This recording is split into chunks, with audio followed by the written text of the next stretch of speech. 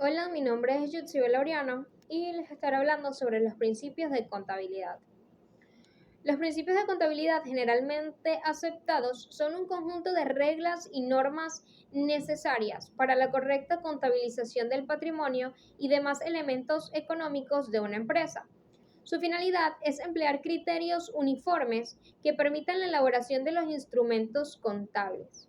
De esta forma, la información puede ser entendida en cualquier país del mundo. Entre los principios de la contabilidad tenemos equidad. Dentro de una empresa están en juego diferentes intereses, el de los inversionistas, de los directores, de los administradores, entre otros.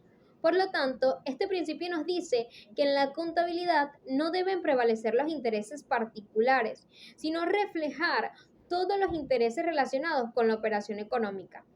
Por ejemplo, si en una empresa hay dos socios, de los cuales uno tiene el 60% de las acciones y el otro el 40%, y las utilidades ascienden a 100 bolívares, el que tiene 60% tiene que recibir 60 bolívares.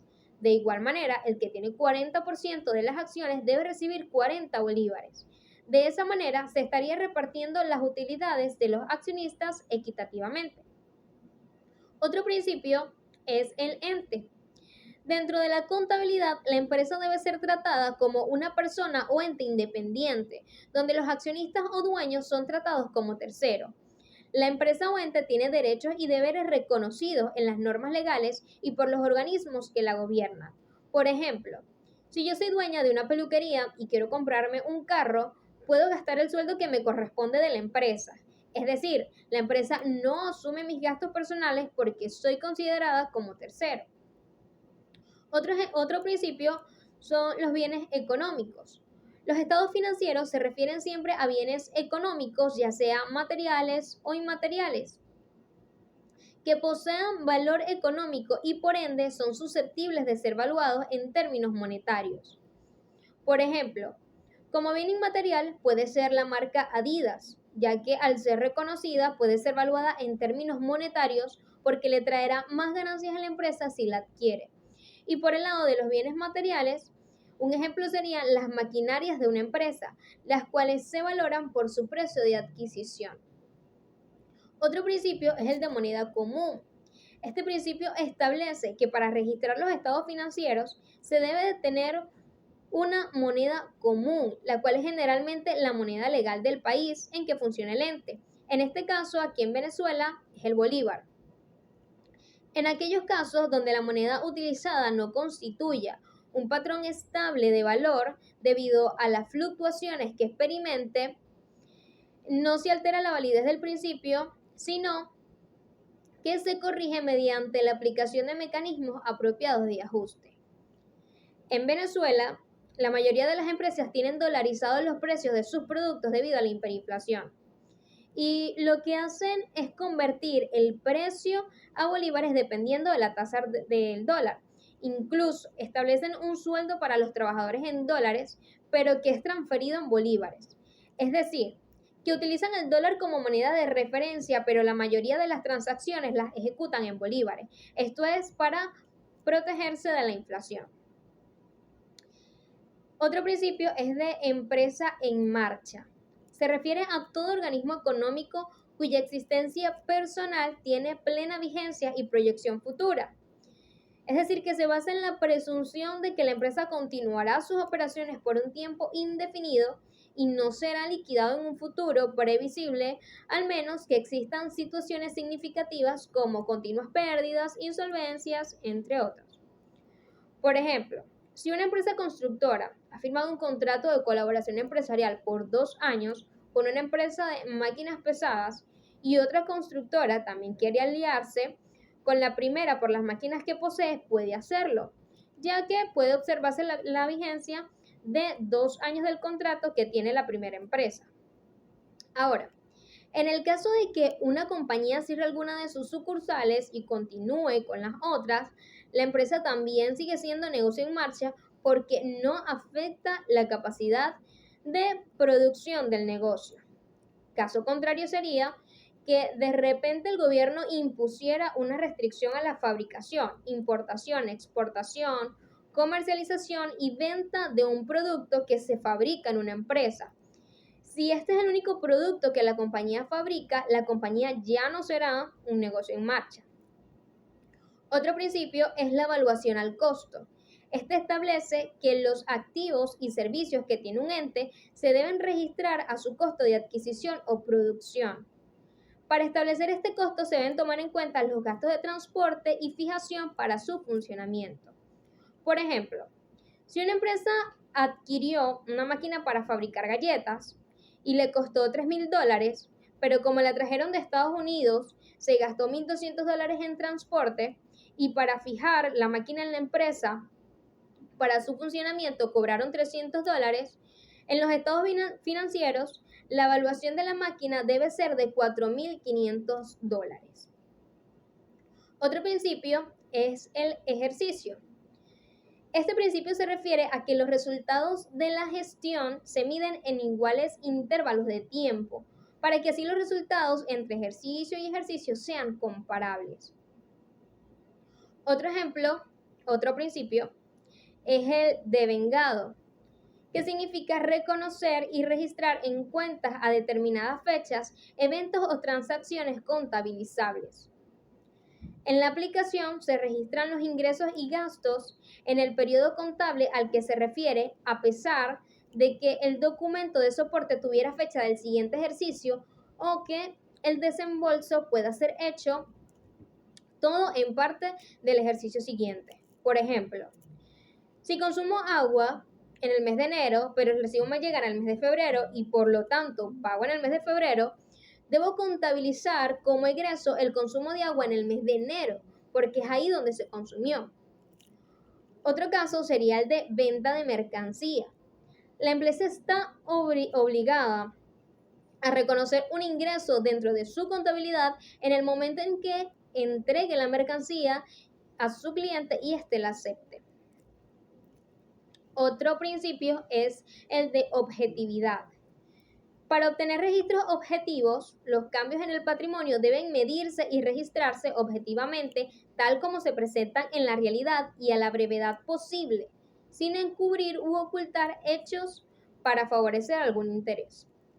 Por ejemplo, si el día 29 de agosto se compran 10 acciones a $10,000, sin embargo, al finalizar el mes de octubre sus acciones solo valen $8,000 y se espera que al terminar el año cuesten $12,000, se debe tener un registro objetivo y deben hacerse algunos ajustes en la contabilidad y registrarlos a tiempo. Otro principio es el de realización.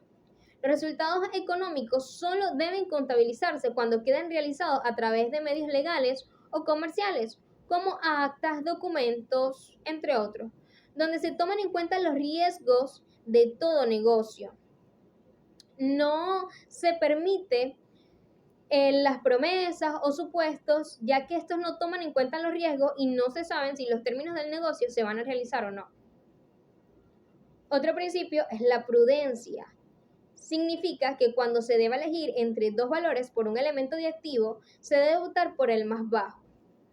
Este principio general se puede expresar también diciendo contabilizar todas las pérdidas cuando se conocen y las ganancias solamente cuando se hayan realizado. Ejemplo, si hace un mes compré una máquina a $200 y el mercado ahora lo cotiza en $180, en la contabilidad debo tomar el menor valor del activo, es decir, $180. Otro principio es el de uniformidad. Este principio establece que una vez elaborados los criterios para la aplicación de los principios contables, deben mantenerse uniformemente de ejercicio a ejercicio, para que así puedan compararse, al menos de que se modifiquen las circunstancias que propiciaron dicha elección. En ese caso, se debe informar por medio de una nota aclaratoria las nuevas políticas o normas adoptadas, con la finalidad de que los usuarios puedan conocer estos cambios. Por ejemplo, si compramos una máquina y la norma nos deja realizar una amortización acelerada, pero en el segundo año decidimos cambiar el método de amortización constante y en el tercer año volvemos a realizar la amortización acelerada, no estaríamos cumpliendo con el principio de uniformidad. porque aunque estos tipos de amortización están contemplados en las normas contables, estaríamos cambiándolos a nuestra conveniencia. Otro principio es el de materialidad. Este establece que las transacciones de poco valor significativa no se deben tomar en cuenta porque no alteran el resultado final de los estados financieros. La contabilidad debe registrar aquellas partidas cuyo costo sea material, cuantificable e importante dentro de su contexto y que afecten los estados financieros en su conjunto. Por ejemplo, una empresa no va a contabilizar en sus estados financieros cuántos tornillos ha utilizado para fijar las máquinas dentro de su fábrica porque es insignificante. Otro principio es el de exposición. Este dice que la información debe ser representada de forma clara, comprensible, explícita y exacta. Todo estado financiero debe tener la información necesaria para poder interpretar adecuadamente la situación financiera del ente al que se refiere. Por último, el principio de partida doble, que se define como toda partida registrada en el debe le corresponde a otra partida registrada en el haber, o no hay deudor sin acreedor ni acreedor sin deudor. Por ejemplo, una compra al contado de un vehículo tendrá implicancia en dos aspectos dentro del activo: un aumento de la maquinaria y equipo por el ingreso del vehículo y una disminución del efectivo o caja por la salida del dinero pago. Es por ello que la contabilidad se registra en partida doble. Ahora les estaré hablando sobre normas de auditoría de aceptación general. Estos son los principios fundamentales o normas básicas que el contador público debe seguir al momento de realizar una revisión de información como auditoría o revisoría fiscal, para así emitir juicio profesional con base en las evidencias encontradas en el ejercicio. Estas normas pueden diferir de país en país. Por lo general son dictadas por el Colegio de Contadores de cada país, pero en general son 10 y se agrupan en 3 grandes renglones. El primero, que es de las normas personales o generales, y regulan las condiciones que debe reunir el auditor de cuentas y su comportamiento en el desarrollo de la actividad. Entre ellas tenemos entrenamiento y capacidad profesional, que se refiere a que, aparte de ser profesional, el auditor debe poseer un entrenamiento especializado. Esto implica la adquisición continua de conocimientos teóricos, técnicos y habilidades necesarias para desarrollar su trabajo mediante seminarios, charlas, conferencias, revistas, entre otros.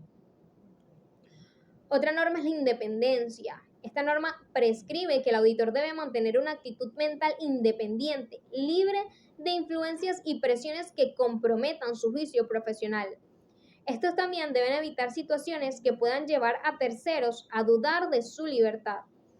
Por ejemplo, un auditor que posea un interés financiero sustancial en una empresa puede ser honesto en la omisión de su opinión de los estados financieros, pero el público llegará a dudar de su veracidad. Otra norma es el cuidado y esmero profesional. Esta norma requiere que el auditor desempeñe su trabajo con el cuidado y diligencia profesional.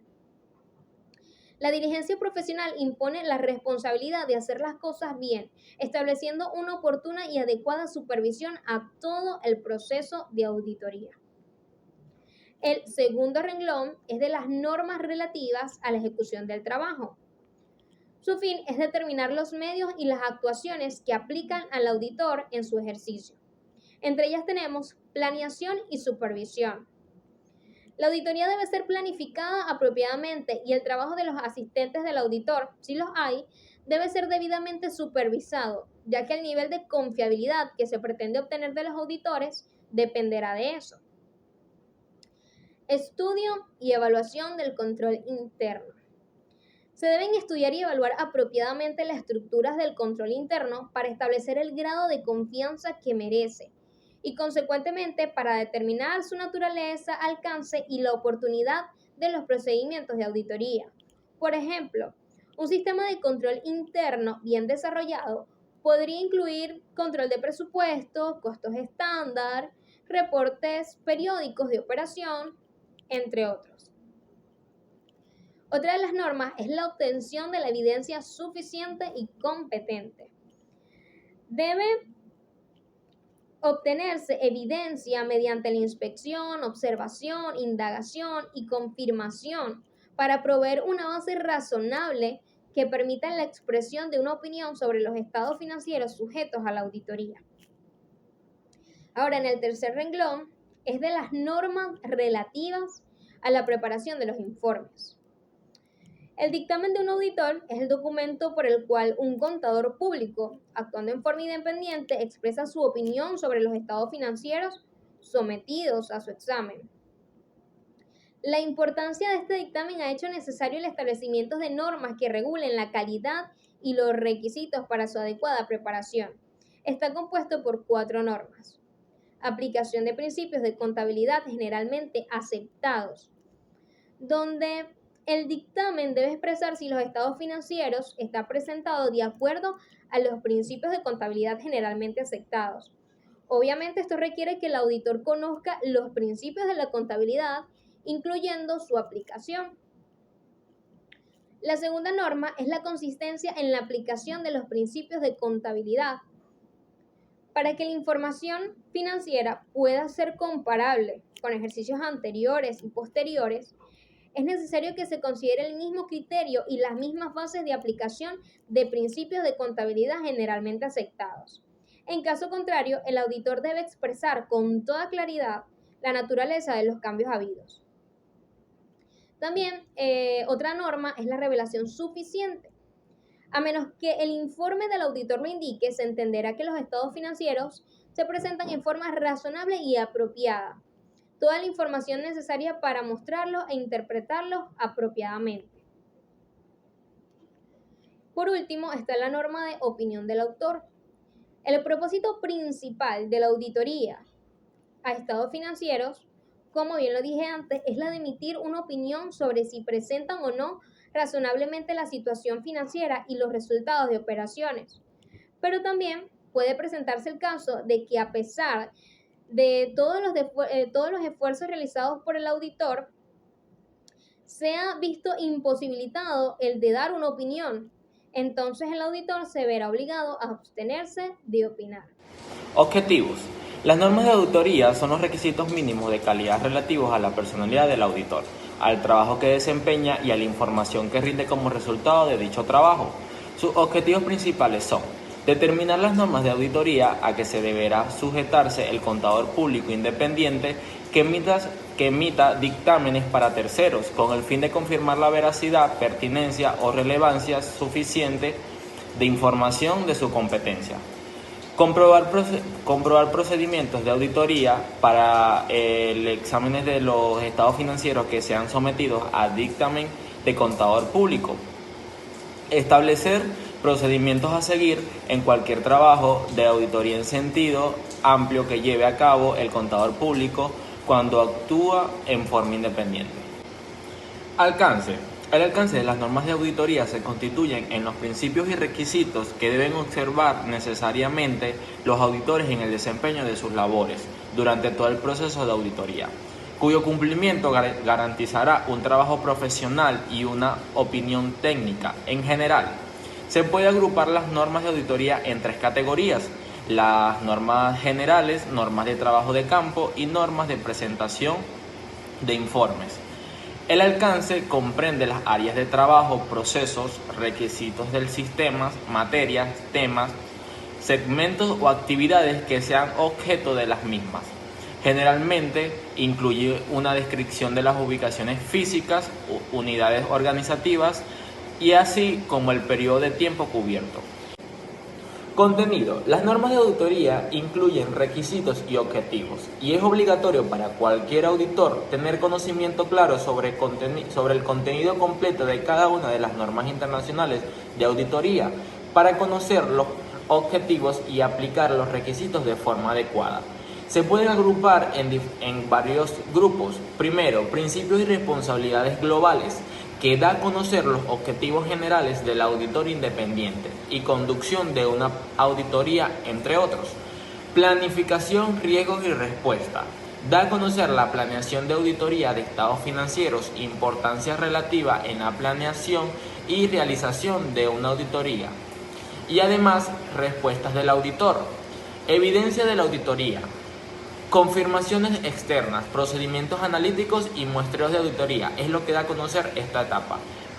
Utilización del trabajo, utilizado por otros, uso del trabajo de auditores internos, uso del trabajo de un experto, auditoría de estados financieros del grupo, entre otros. Conclusiones e información de auditoría, formación de una opinión e información sobre estados financieros, modificaciones a la opinión y consideraciones especiales. Compromisos para informar sobre los estados financieros resumidos, control de calidad para firmas y otros compromisos de seguridad y servicio. Las normas internacionales de auditoría 600 al 699. Uso de trabajo de tercero. La norma internacional de auditoría 600. Consideraciones especiales de auditoría de estados financieros de grupo, incluido el trabajo de auditores de componentes. El alcance trata de las consideraciones particulares aplicables a la auditoría del grupo y en concreto a aquellas en que participan los auditores de los componentes. Objetivo: determinar si es acuerdo actuar como auditor de los estados financieros del grupo. Determinar si actúa como auditor de los estados financieros de este grupo. Tener comunicación clara con los auditores de los componentes sobre el alcance y momento de realización de un trabajo sobre la información financiera realizada con los componentes, así como sobre sus hallazgos. Obtener evidencia de auditoría suficiente y adecuada sobre la información financiera de los componentes y el proceso de consolidación para expresar una opinión sobre si los estados financieros del grupo han sido preparados en todos los aspectos materiales de conformidad con el marco de información financiera aplicable. Normas internacionales de auditoría 610. Utilización de trabajo de los auditores internos. Alcance. Esta norma internacional de auditoría trata de la responsabilidad que tiene el auditor externo con respecto al trabajo de los auditores internos. Objetivo: determinar si utilizarán trabajos específicos de los auditores internos. En caso de utilizar trabajos específicos de los auditores internos, determinar si dichos trabajos son adecuados para los fines de esta auditoría. Norma internacional de la auditoría 620. Utilización del trabajo de un experto de la auditoría. Alcance. Trata de la responsabilidad que tiene el auditor respecto del trabajo de una persona u organización en un campo de especialización distinto al de la contabilidad o al de la auditoría. Responsabilidad del auditor respecto a la opinión de la auditoría. El auditor es el único responsable de la opinión de auditoría expresada y utilización por el auditor del trabajo de un experto del auditor no reduce dicha responsabilidad de este. Objetivo: determinar si se utiliza el trabajo de un experto del auditor y en caso de utilizar el trabajo de un experto del auditor, determinar si dicho trabajo es adecuado para los fines que quiere ese auditor. Normas internacionales del 800 al 899. Áreas especializadas. Las normas internacionales 800, consideraciones especiales. Auditorías de estados financieros preparados de conformidad como marco de información con fines en específico. Alcance. La norma internacional de auditoría 800 establece cada uno de los lineamientos sobre los cuales el auditor deberá estructurar su trabajo de auditoría. Su trabajo de auditoría cuando éste conlleve el cumplimiento de propósitos especiales, razón por la cual su naturaleza, oportunidad y alcance varía dependiendo de las circunstancias. Objetivo: resaltar las consideraciones especiales en la aplicación y auditoría de estados financieros preparada de acuerdo con un marco de referencia de propósito especial. Formación de una opinión y consideraciones del dictamen. Las normas internacionales de auditoría 805. Consideraciones especiales. Auditoría de un solo estado financiero o de un elemento, cuenta o pérdida, específicos de un estado financiero.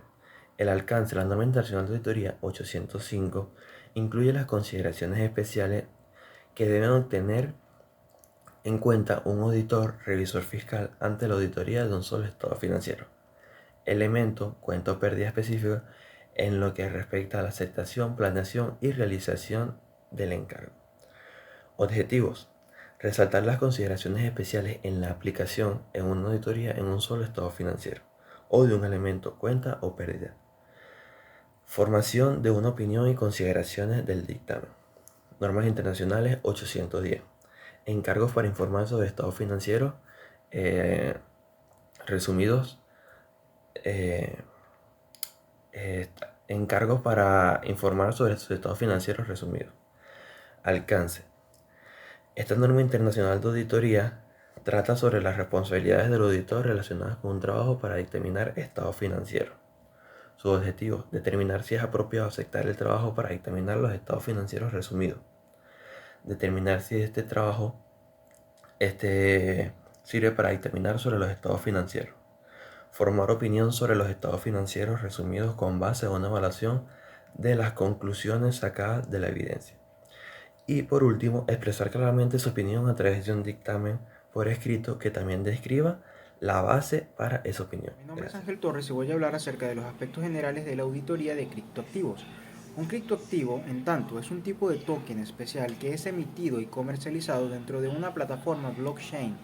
Las criptomonedas, con toda su preponderancia, son solo, sin embargo, uno de los más distintos criptoactivos existentes.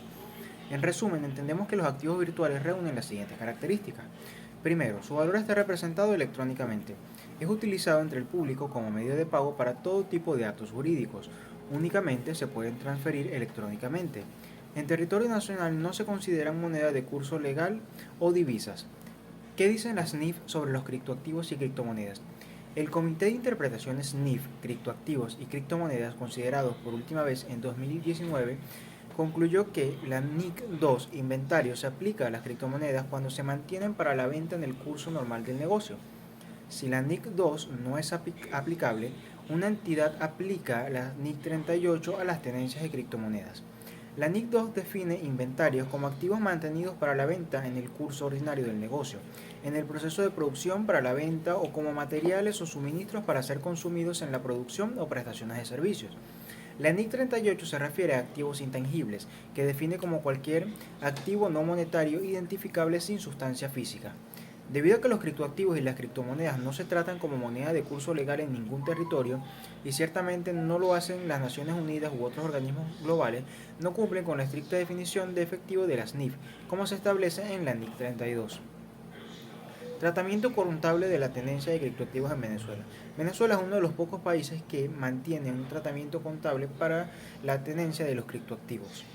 Primero, principio de reconocimiento. Una entidad reconocerá en su información financiera la tenencia de un criptoactivo cuando obtenga el control mediante un mecanismo de almacenamiento y gestión seleccionado y que de él se espera obtener beneficios económicos. Una entidad tiene control sobre un criptoactivo cuando éste se encuentra resguardado en una wallet o billetera electrónica u otro programa informático que sea manejado por la entidad en forma directa o indirecta y le permite realizar transacciones con dicho criptoactivo. Los criptoactivos se darán de baja cuando a. hayan sido transferidos a terceros, b. la entidad pierde el control de la wallet donde están resguardados, c. hayan perdido la posibilidad de generar beneficios económicos. La baja en cuenta de los criptoactivos se reconocerá en los resultados del periodo en el rubro de ganancias y pérdidas por criptoactivos. Bases de medición. Número 1. Al reconocer un criptoactivo se medirá al menor valor entre el costo o valor de mercado activo expresado en la moneda funcional de la entidad a la fecha de obtener el control. Cualquier diferencia entre el precio pagado y el valor de mercado activo se reconocerá en los resultados del periodo en el rubro de ganancias y pérdidas por criptoactivos. 2. Cuando el criptoactivo se adquiera a cambio de uno o varios activos no monetarios o de una combinación de activos monetarios y no monetarios, la entidad lo medirá por el valor de mercado activo del criptoactivo adquirido, expresado en su moneda funcional. Cualquier diferencia entre el valor en libros de los activos entregados y el valor de mercado activo del criptoactivo se reconocerá en los resultados del periodo en el rubro de ganancias y pérdidas por criptoactivos. 3. Posterior a su reconocimiento inicial, los criptoactivos se medirán al valor de mercado activo para la fecha de la nueva medición y cualquier diferencia con el valor en libros se reconocerán los resultados del periodo en el rubro de ganancias y pérdidas por criptoactivos. Y 4. Los criptoactivos, por estar medidos al valor del mercado activo en cada fecha de presentación de información financiera, el cual representa un costo corriente, no será objeto de reexpresión. La presentación. Los criptoactivos serán clasificados como activos corrientes o activos no corrientes según la temporalidad de la tenencia que tenga prevista la entidad. Serán clasificados como activos corrientes los criptoactivos que la entidad espera realizar dentro de los 12 meses siguientes al periodo sobre el que se informa. Todos los demás serán clasificados como activos no corrientes. En el estado de resultado del periodo y otro resultado integral se presentará por separado la partida de ganancias y pérdidas por criptoactivos.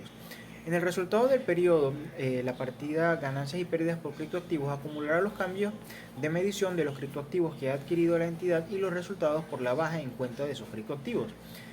Y 5. En otro resultado integral, la partida ganancias y pérdidas por criptoactivos acumulará las diferencias que surjan de la presentación de los estados financieros medidos en criptoactivos, no siendo estos la moneda funcional de la entidad. Información a revelar en los reportes por criptoactivos. En cada fecha de presentación, una entidad debe revelar a. Los tipos de criptoactivos que controla. B. La naturaleza de las actividades relativas a cada uno de los criptoactivos. C. La fuente de información base para la medición reconocida. D. Una conciliación de los cambios en el importe en el libro de los criptoactivos entre el comienzo y el final del periodo corriente que incluya. Presentación complementaria de estados financieros medidos en criptoactivos.